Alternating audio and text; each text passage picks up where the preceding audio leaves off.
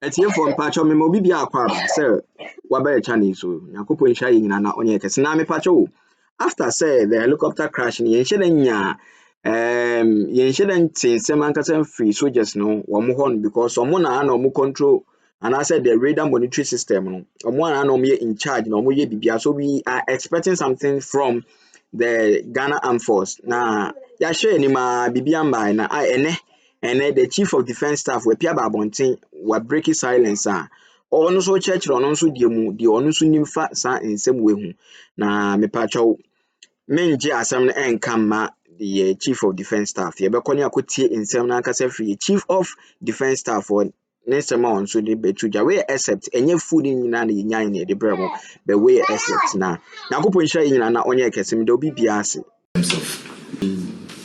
the fact that we have not been very proactive in terms of our communication.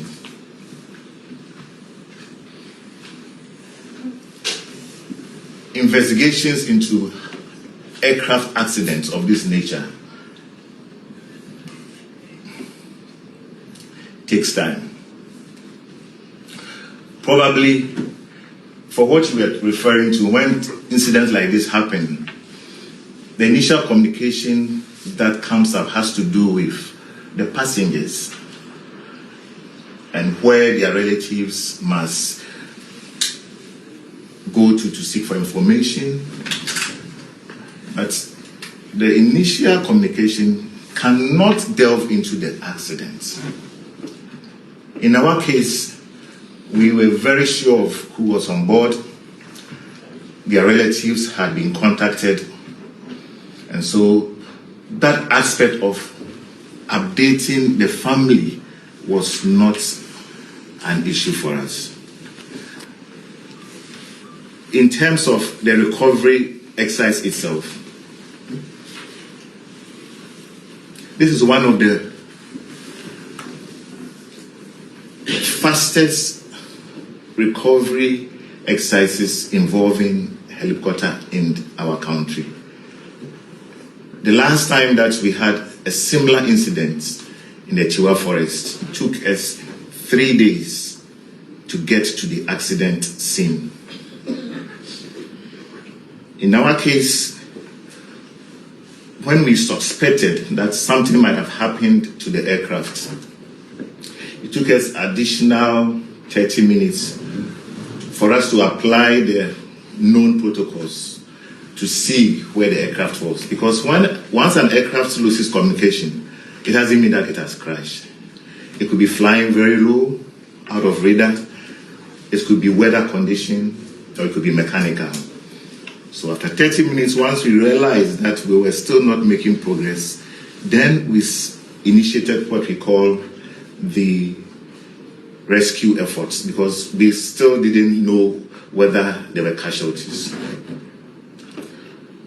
But subsequently, based on information we got from some of the locals around that area, we had to change that rescue effort to a recovery effort. So the closest military post at that time was the team that had gone to secure the helipad to receive the team, to receive the helicopter. And they were as far as Obuasi. It took them some time to get to the scene. By that time, the locals who were at the scene had already started interfering with the crime scene. What I can add is that our team... First of all, let me greet your cherished listeners. I mean, my life in the Air Force, having been in there for a while and the past president of the Retired Air Force Officers Association, it's a sad situation. Extremely sad situation to leave your colleagues die carrying very important VIP passengers and to lose their lives. It's very sad. Extremely sad. I don't know. I'm not doing a PRO for the Air Force, but I'm here on my own, my experience. Indeed. within the Air Force. Some of us were lucky to have been trained in Italy to fly jet fighters, and that's what I was doing. And we were the first jet fighters south of the Sahara. We take this in very serious, and also we are extremely sad. I think the Air Force will not be waiting for an official investigations. And this particular situation, I would say this is not the first time that the Air Force has lost a helicopter flying over a heavily dense populated area. One was about 25 years ago in Etiwa, when they were coming from Kumasi, weather was bad, and they lowered themselves and they hit a tree and killed all the passengers. Almost similar to what happened. In the Etiwa forest? Etiwa forest. This eastern region? Region. Was it the helicopter that was involved in the medical evacuation? Yes. Yes. Okay. And all 5 on board died? Yeah, they died, yes. They all died. The helicopter has to come down. Don't forget that. I brought this. Yeah. What gives the helicopter power to stay in the air are the rotors. And what gives the rotors the power is the engines. And honestly, I haven't come across that many pilots who like to take off and go and die, suicidal tendencies. Maybe we can go back to the Second War, the Japanese kamikaze. Yeah. And not too long ago, there was one in the U.S., Egyptian Air or something, who started saying prayers, and they thought psychologically he ditched the aircraft. But no pilot would like to take off and say, I'm going to die. That's one thing. How did the Air Force get involved? Normally, Air Force transports government officials from the president, or anytime they request for an aircraft, being a helicopter or being a fixed wing. It's our duty, and that's done in all countries. And I can tell viewers that the records of Ghana Air Force is pretty high. Our accident rate is very low. The accident rate of the Ghana Air Force is very low. Is very low. Yes, and our reputation. And most of our pilots either are locally trained or train abroad or go abroad to go and do some more courses. And normally, if a government needs a transportation by air, they will originate the request to the Air Force headquarters. And depending on the type of mission, then the Air Force will now get the particular aircraft which can or suitable for that purpose. Now, when that request comes to the Air Force will send it to the station or the base and then to the squadron that will have the task to perform Accra, Kumasi, Accra, Tamale. It will be their duty to select the aircraft which is going to perform and the air crew. And the air crew will go. So the air crew, what happens, you go to work in the morning, afternoon, and then you are given the task order that you are to fly A, B, C to this situation. And in our country where our road system is very bad, they do a lot of transportation of VIPs on helicopters. On the helicopters. It's very sad this happened as an accident. And we've seen even civilians as well. Sometimes the Air Force gives that support to civilians also to fly to. In fact, some of my colleagues who have flown on some of these helicopters to cover stories at the Lobo border and so on. But on a typical day, as you indicated, you report you are chosen and told that you are flying ABCD. What are the protocols? What's the first few things you do before you get in there? The protocol that you go through, first of all, we've got a task order to fly VIPs or passengers from where to where. Aircraft is selected, pilots are selected to fly. So when, as aircrew, you go to near the aircraft you're going to fly, it's your duty to examine externally how the aircraft looks like or if there's anything wrong with it. Now, if you are satisfied and you go into the cockpit, we had what we call pre-start checks. You do your pre-start checks. If all the parameters in the in the console is okay, then you allow to start your engines. And after start, you also go back to check. This is not only to the Air Force or aviation. After start, you also check your instruments. If they are all right, then you may call the control tower and tell them where you are going. Right. And then the height and the rest. Control tower 2 will relate to you the weather conditions on en route.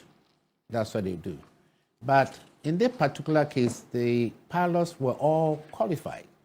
The aircraft is qualified because it flies both morning, noon, and night. I see. If you say the aircraft is qualified, what do you mean? That means an all-weather aircraft. The Z9. Yes. It's an all-weather aircraft. All-weather, yes. I mean, it transports people in the night when the pilots cannot even see. They rely on their instruments. So this is an aircraft that was equipped to fly even with the bad weather or not too good weather. Yes. I mean, if the weather is so bad, and after it's been relayed to you, the captain, you're on board. If you think it's too bad, you can't. You just scrap the flight and wait for weather to clear. But I don't think the weather between here and Obuasi that day was so bad. I don't think so. So, just because that's another narrative, I mean, the weather could have contributed. But then again, you say before they fly, they would get that information. You get information and get clearance from the control tower to allow it to go to where you're going. You just don't get up and fly in the air. It's controlled all the time. So you don't put any premium on bad weather as one of I don't think so, because if squadron leader must have been flying helicopters minimum about 10 to 12 years. His co-pilot maybe ran that for a few years. For him to be selected as a captain of VVIP flight might be one of the best. Yes. You know, one of the best, you know. I think it's just an accident which happened. And planes fall all the time. It doesn't mean I'm not sympathizing with the dead. It hurts me. I also lost my colleagues like that, you know. But what I think we could do or can be done is that you select a height. And the pilot will not select a height to fly over treetops. Treetops is when you are given specific, that go low and look for something. But for safety reasons, you fly above the trees. You fly above any obstacle because a map is there, the topography is there. So you select a height not to go and get into anything. I see. But then the other narrative, in fact, some of the residents in this Brofiedu area that our correspondent spoke to say they saw this helicopter fly at a very low altitude. If that's to be considered, or is anything to go by, what would cause something like that? For that to be considered, if it was flying, I said, you won't have any tree in Ghana here about 2,000 feet. Unless sitting on a mountain or something. But all these things are taken when you are preparing your height. You fly out to be approved by the control tower. You know, they saw the helicopter come low. What caused it to come low? This is the biggest issue. So the biggest question is what caused it to come that low? Yes. And they said they had ramming of the engine. It's when these rotors are moving. They sustain you in the air. And if for any reason, technically, something happened and you're coming down, don't forget helicopter ability to use helicopter is that it can land anywhere. If maybe they were close by a school, somewhere, they would have gone there for forced landing. But when you're in a heavily forested area, you don't have, time is not at your disposal. The aircraft is coming down, you want to pick it up, and it's not coming. The only thing is that you run into trees. And it takes time to be able to go and find exactly where it hit. It may hit a tree, let's say, first one, maybe 100 yards, and struggling to pick up or go and fall somewhere. But all these things can be deduced by investigations. So just seeing it and saying that it came low, why did it come low? This is the biggest question. And that should be one of the major subjects of the investigation. That is it. Because it wasn't meant to fly into trees. And he wouldn't take a height just on top of a tree. Okay, he will definitely go up. Even if the tree is on top of a hill, they are all taken into consideration to select his height, or the height which may be given by the control tower. But in this case, the pilot himself will select a height not to run into any obstacle. Now, if you're flying over a mountainous or hilly area, naturally, even when you're driving, you'll see these mountainous areas having heavy fog over them, and so visibility is low. In such instances, how do you navigate? Well, pilots are trained to be able to do instrument flying. We have categories of license A, B, C, D. But in this particular incident, the captain was master green. That means he could fly in all weather. And if we could fly even at night, where there are no lights, small trouble. And the visibility as we set it, I believe from here to the door should be about 50 meters. But at least 200 to 300 feet, he can see what is ahead of him. And if he can't see at all, he relies on his instrument. The height is, he took off what is maintaining, and the direction. You don't fly blindly and follow your route. So as I said, we should find out what happened for the chopper to drop so low to hit a tree.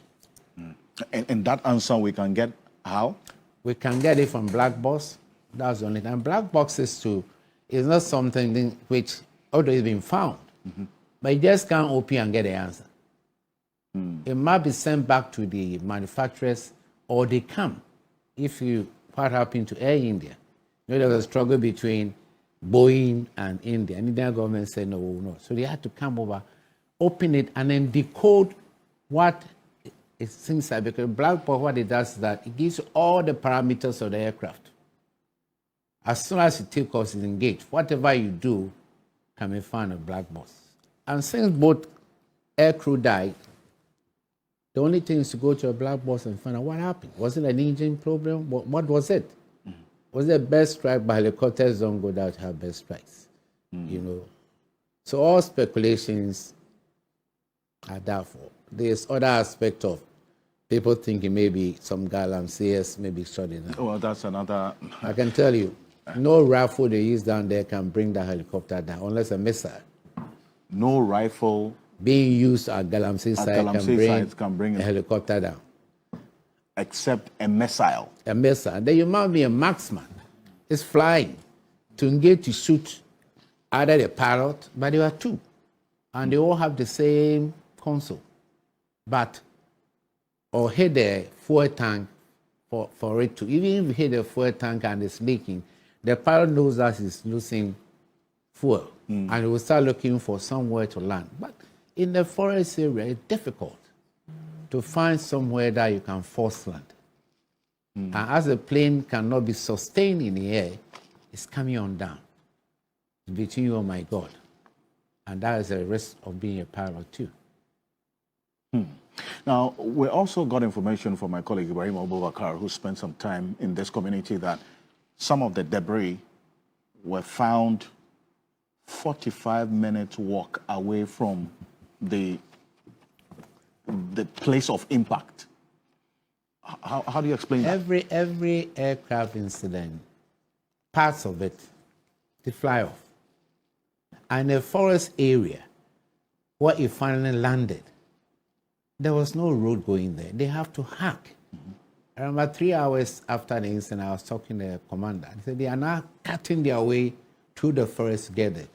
But the villagers, we have villages in the forest. Yes. So maybe it was close to some village, but not the village where you could land. And so when there was point of impact, it disintegrates. And the parts they collected, honestly, are not parts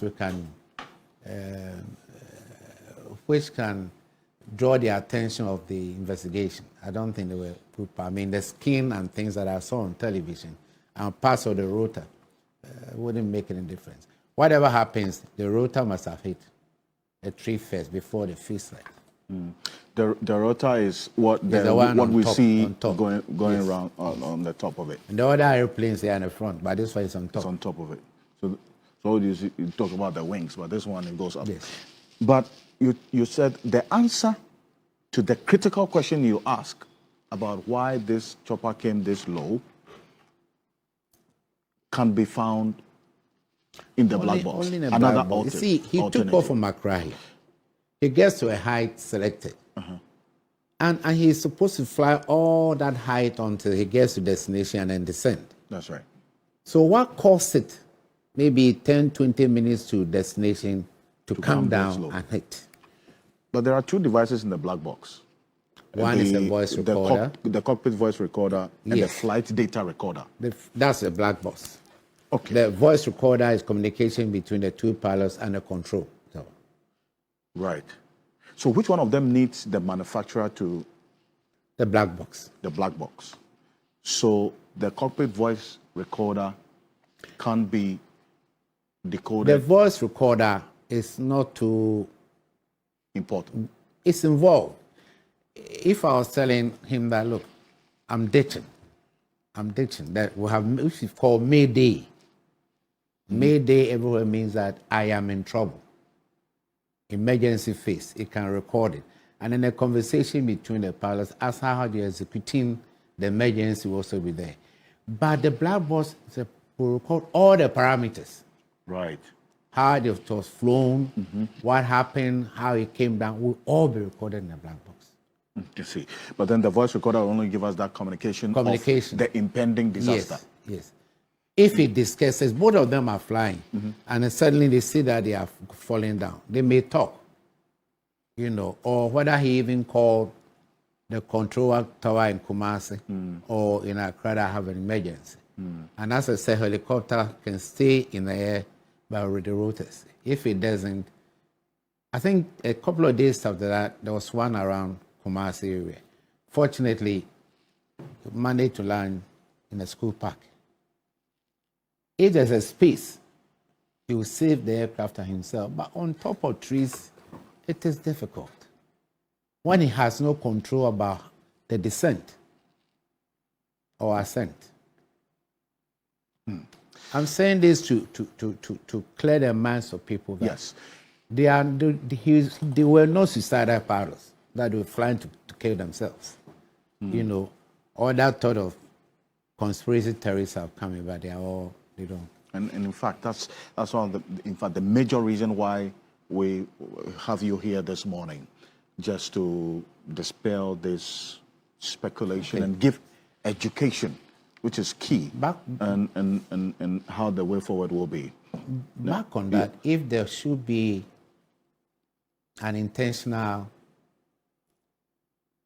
something to destroy the flight, kill people on board, then the person will have to have access to the aircraft.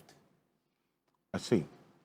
So if we have to ever, even under any circumstance, consider foul play, the person will have to be on the aircraft. The person not on the aircraft will have to have access to the area.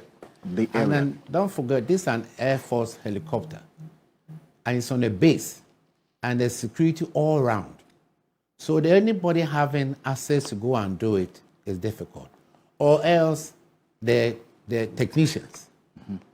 And it won't be one technical person doing a pre-flight. There'll be a couple of them. And if even there was something on board, which the only thing they could do, contaminate the fuel or the fuel lines. But these airplanes have flown a distance. And then it was not detected on a console that there's something wrong. Then immediately we would have landed somewhere and not even continued. So that issue too is I rule it out. I don't think anybody put, for example, you didn't know the time it was going to take off, the direction to time it. If, for example, you're flying from Accra to London, you know it's about 6 hours. Or to Frankfurt, where I first met Doctor. It's about that period. So you can time it that maybe in 2 hours you explode. But the explosion didn't happen in midair. It's after it hit something that it exploded. And if you can look at even automobile, head-on collision, sometimes they burst into flames. And Doctor is saying human beings are very fragile. Any external shock will send you a comatose situation. So I strongly believe that the pictures we saw, maybe they were even dead already before they took the pictures. But the impact alone is enough to make you unconscious or kill you before you hit the ground. And once it hits the ground, 90% aircraft hitting ground will explode because aviation turbine fuel we use. But even this one use aviation kerosene, but it's still volatile. There's no aircraft to crash, even on a runway. It blows. So I'm sure they were pushed out because if they went, then they must have crawled out and left. Yeah. By the street, I believe they were all gone before the fire even started. And they maybe got them bent. Now, but is it possible for the black box not to contain any data? I mean, It's impossible. it's impossible. Okay. It's impossible. But this case, Ghanaians are expecting results pretty fast. The black box will have to send back to China, or the Chinese will have to come here. But besides, let me talk about this aircraft. It was donated by the Chinese about 2 years ago. So they are fairly new. Z9 Yes, Z9. was donated by the Chinese. The Chinese for the sea patrols. That's why they are based in Takoradi. So they are modern aircraft. And this aircraft is a model of Dolphin of France. Yes. You know, In fact, we showed it on their website. yes, I think it's on the it website. is a good aircraft. But machines can fail you. They are mechanical at any time. Except down the road, you can break. Or maybe you're traveling to Kumasi and you drive us into the bush. What made you drive into the bush? There must be a reason. I see. So this is not the aircraft that was purchased in 2015. No. It's about 2 years ago. Yes. Which was The in Chinese. We have the Zs, we have the MIs. The MIs are the big ones, the Russian ones. Okay. Extremely powerful, but that was not the type which was being used. It's a bit rugged for transporting VIPs or so forth. Okay. So that's some very good information there. abusua sɛ mechanical no ha no daily update TV obo kwan so nya video no hwɛ ye no ame wo hwɛ wie no so wani gye ho kwa de my thumb up subscribe to our YouTube channel but notification bell no so because I know the boss wa emre bi the latest news be ba on board no YouTube be bon kai announce when ya akwanya no abenya videos ni bi ahwɛ. What is your opinion constructively fashion comment section on me beje na ya kenkan say the makan yen constructive ne fashion comment section on me beje na ya kenkan na audio no wa video no wa yenya the expert no the wing commander and someone also be kan about so no so di onim fasa case in tin yakopon hwe nyina na onye kese do bi biase yedin komo no ebi mpacho yedin komo no ebesi anom stay tuned for more updates do bi biase.